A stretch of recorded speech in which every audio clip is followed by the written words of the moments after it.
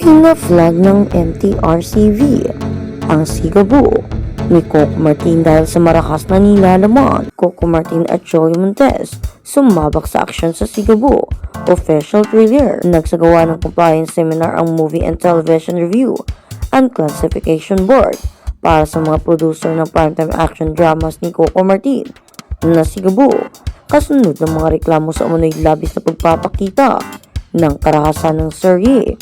Ginanap ang seminar sa tanggapan ng MTRCV sa Quezon City noong Lunes, Hulyo 6, matapos sabihin ng ehensya na nakatanggap ito ng mahigit 10 reklamo mula nang mag-premiere ang palabas noong Hunyo 22. Ayon sa MTRCV, binanggit ng mga reklamo ang dapat na patuloy na paglalarawan ng programa ng karahasan, kabilang ang mga suntukan pisikal na pananalakay, mga eksena na torture, at malakas na marahas na pananalita. Nanawagan din ng ilang reklamo para sa pagpipaso sa mga serye sa telebisyon na may marahas na content na ipinabalabas sa primetime. Dumalo sa seminar ang CCM Film Production ni Martin na gumagawa ng serye kasama ang Dreamscape Entertainment ng ABS-CBN.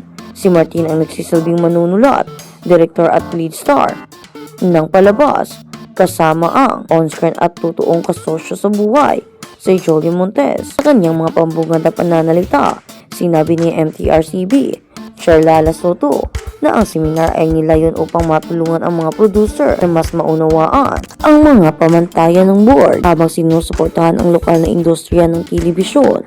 I just want to make it clear that the reason that we are having this compliance seminar today is because we want to help you. We want to help you drive the production. We want you to understand where we're coming from and what we want, a better understanding also of the production, Soto said.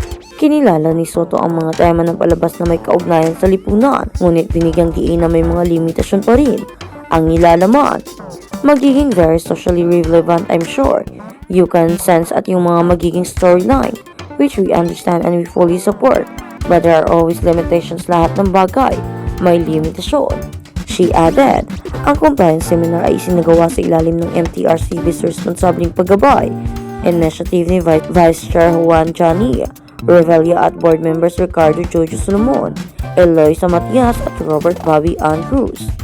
Sinabi ni Malu Sevilla ng CCM Film Productions na tinanggap nila ang talakayan sa board dahil ang pagpupulang ay napapahintulot sa magkabilang panig na mas maunawaan ang mga pananaw ng isa't isa. Tinyak din ni Sevilla na mas magiging maingat ang production team sa pagsunod sa mga content standards ng board. Nandito tayong lahat para tumulong sa industriyang ito.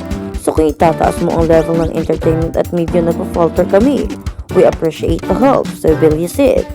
Binanggit ng MTRCV na ang Sigabo ay kasalukuyang may klasifikasyon ng Strong Parental Guidance or SPG na nagsasaad na naglalaman ito ng mga mature na tema na maaaring hindi angkop para sa mga bata nang walang gabay at presensya ng isang magulang o responsabling nasa hustong gulang.